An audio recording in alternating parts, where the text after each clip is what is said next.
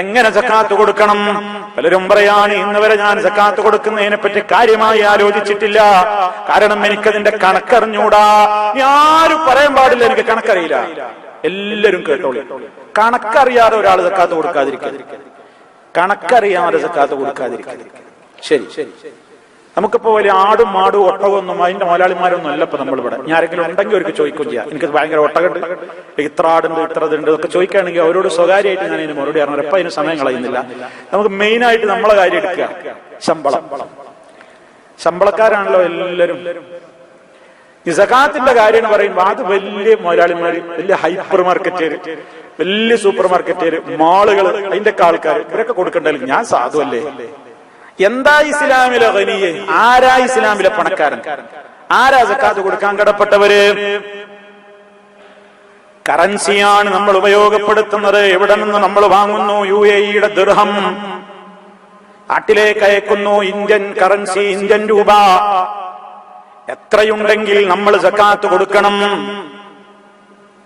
595 gram silver.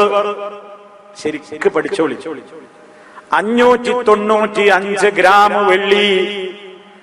വെള്ളി വിൽപ്പന നടത്തുന്ന സ്ഥലങ്ങളിലോ അതല്ലെങ്കിൽ നിങ്ങൾ ഗൂഗിളിലോ നടിച്ചു നോക്ക്. 595 ഗ്രാം വെള്ളിക്ക് ഇന്നത്തെ മാർക്കറ്റ് റേറ്റ് എത്രയാണ്? അതിന്റെ UAE ദിർഹം എത്രയാ? ഇന്ത്യൻ രൂപ എത്രയാ? അമേരിക്കൻ ഡോളർ എത്രയാ? യൂറോ എത്രയാ വരിക? സൗദി റിയാൽ എത്രയാ? ഖത്തറി റിയാൽ എത്രയാ? ബഹ്റൈൻ ദീനാർ, കുവൈറ്റ് ദീനാർ, ഒമാൻ റിയാൽ, ഏതോ ആകട്ടെ, എത്ര വരും നോക്ക്. എത്രയാ നിങ്ങൾക്ക് കിട്ടുന്ന കറൻസി അത് നോക്ക്. അത്രയും ധനം, 595 ഗ്രാം വെള്ളിക്ക് തുല്യമായ ധനം നിങ്ങളുടെ കൈകളിൽ ഒരു കൊല്ലം നിങ്ങളുടെ അത്യാവശ്യ ചെലവും കഴിച്ച് മിച്ചമുണ്ടെങ്കിൽ ഇസ്ലാം പറയുന്നു നിങ്ങൾ സക്കാത്ത് കൊടുക്കൽ നിർബന്ധമായ ഖനിയാണ്, സമ്പന്നനാണ്, ഐശ്വര്യവാനാണ്. അതിൽ സംശയമൊന്നും വേണ്ട. ആർക്കെങ്കിലും പറയാൻ അറിയുന്നുണ്ടെങ്കിൽ വിളിച്ചു പറയാം. 595 ഗ്രാം സിൽവറിന് ഇപ്പൊ എന്താ റേറ്റ്? ഞാൻ നോക്കിയിട്ടില്ല. നിങ്ങൾക്ക് എല്ലാവർക്കും നോക്കാൻ പറ്റും.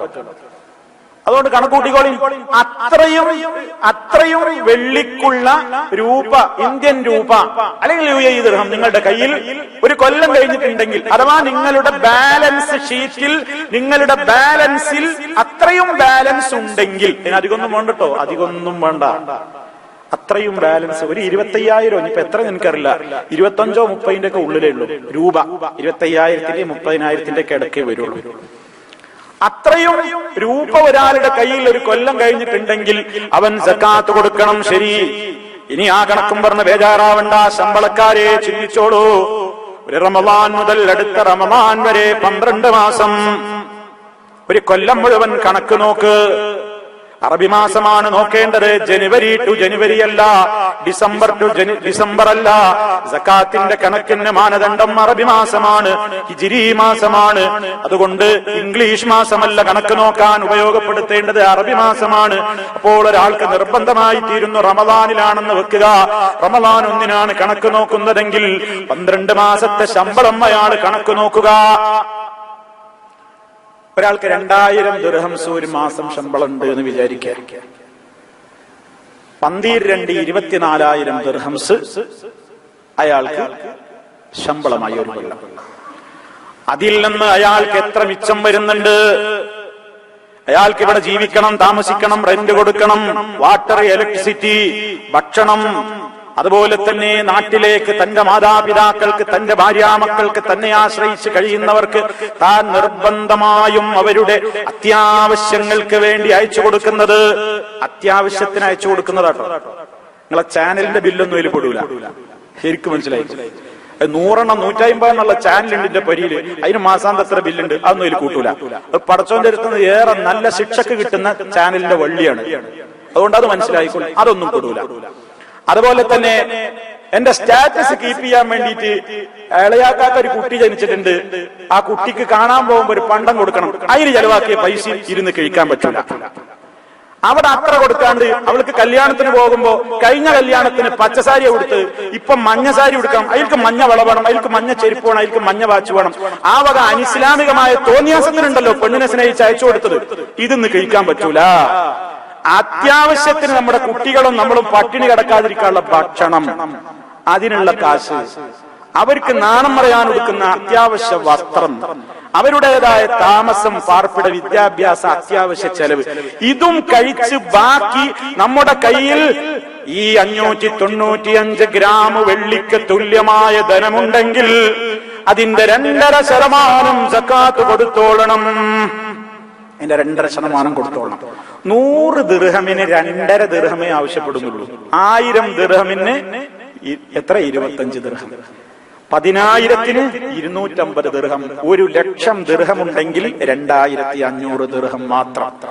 എത്രയപ്പോ അള്ളാഹ് ചോദിച്ചിട്ടുള്ളത്? ഇത് കൊടുക്കാതിരിക്കാനാണ് ഞാൻ തലി ചൊറിഞ്ഞ്, പിന്നി ചൊറിഞ്ഞ്, മുന്നി ചൊറിഞ്ഞ് ആകെ ബേജാറായി കണക്ക് കൂട്ടിയും കിഴിച്ചും മൗലു എനിക്ക് കൊടുക്കേണ്ടി വരില്ല കേട്ടോ, ഞാൻ അതിനായിട്ടില്ല, നിങ്ങൾ ഇന്ന വല്ലാതെ പറഞ്ഞ് പേടിപ്പിക്കല്ലേ എന്നും പറഞ്ഞ് ബേജാറാക്കണേ. അതേ അവസരം എടുക്കണ ഒരു പെപ്സി, എടുക്കൊരു KFC, കുടുംബം വന്നിട്ടുണ്ട്, ഒരു ബക്കറ്റ് വാങ്ങ്, അവിടെ 100, 200, 500 ഹോട്ടലിൽ കയറി വലിച്ചിട്ട് കൊടുത്തു. അവിടെ പ്രശ്നമൊന്നുമില്ല, അവിടെ എനിക്ക് വീടുണ്ട്, അവിടെ എനിക്ക് മക്കളുണ്ട്, പെൺകുട്ടികൾ കല്യാണപ്രായമായിട്ടില്ല, ഒന്നിനും ആയിട്ടില്ല, എനിക്ക് പൊരയുണ്ട്, കുടിയുണ്ട്, എല്ലാം ഉണ്ട്. അതേ അവസരം സക്കാത്തിന്റെ കണക്കുണ്ട് നോക്കണം. നേരത്ത് പെൺകുട്ടികൾ എത്രയാ? ഇപ്പൊ ഭാര്യ ഗർഭിണിയാണ്, അത് എത്രയാ ഒന്ന് പരിശോധിച്ച് നോക്കണം, പെണ്ണാണോ ആണാണോ, അവിടെ എത്രയാ പ്രായമായി വരികയാണ്, പരയുടെ പണി എവിടെയായിട്ടില്ല, അവിടെ എത്രണ്ട്, ഇവിടെ എത്രണ്ട്, എന്തൊക്കെ ബുദ്ധിമുട്ടുണ്ട്, അതൊക്കെ ഈ സക്കാത്തിന്റെ കണക്കാണ്ട് എത്തുമ്പോ മാത്രല്ലേ ശൈത്താൻ ഓർമ്മിപ്പിക്കുന്നുള്ളൂ. الشيطان يعدكم الفقر ويأمركم بالفحشاء والله يعدكم مغفرة منه وفضلا والله واسع عليم. ശൈത്താൻ നിങ്ങളോട് വാഗ്ദത്തം ചെയ്യുന്നത് ഫഖീറായി പോകുമെന്നാണ്.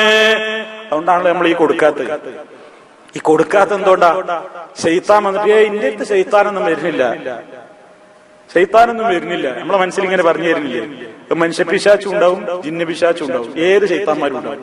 ഈ ശൈത്താനൊക്കെ നമ്മളോട് പറയും കൊടുക്കണം, അതിനായിട്ടില്ല. ചിലപ്പോ നമ്മളെ കൂടെ കിടക്കുന്ന ഭാര്യ, നിങ്ങൾ ഈ സക്കാത്തിന്റെ കണക്കൊന്നും കൂട്ടിയിട്ട് പെൺകുട്ടികളാ നമുക്ക് വളർന്നു വരുന്നത്, അത് ബേജാറാക്കുക.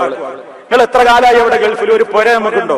അങ്ങേ വീട്ടിൽ എത്ര ചാനലാ? നിങ്ങൾക്ക് ഒരു ചാനലുണ്ടോ? ഒരു റേഡിയോ ഉണ്ട് അവിടെ എന്നൊക്കെ ചോദിച്ച് അതൊരു ശൈത്താനാണ്. ഇങ്ങനെ വേറെ ശൈത്താൻ ഉണ്ടാവും. പെണ്ണിന്റെ കാര്യം, ആഭരണത്തിന്റെ കട്ടങ്ങളൊന്നും കൊണ്ടുപോയിട്ട് തൂക്കം നോക്കിക്കാണും, ജ്വല്ലറി കൊണ്ടുപോയിട്ട് എത്ര പൊന്നുണ്ടെന്ന് നോക്കുക, മിണ്ടാതിരുന്ന അവിടെ 100 കൂട്ടം പ്രശ്നങ്ങളുണ്ട്, അതൊരു ശൈത്താനാണ്. ഇങ്ങനെ ശൈത്താന്മാര് പലതും ഉണ്ടാവും. ശൈത്താൻ നമ്മളോട് ഇങ്ങനെ ഫഖർ പറഞ്ഞ് പേടിപ്പിക്കുമ്പോ ബേജാറാവണ്ട. ഒരു ശൈത്താനും നമ്മളെ രക്ഷിക്കാണ്ടാവില്ല.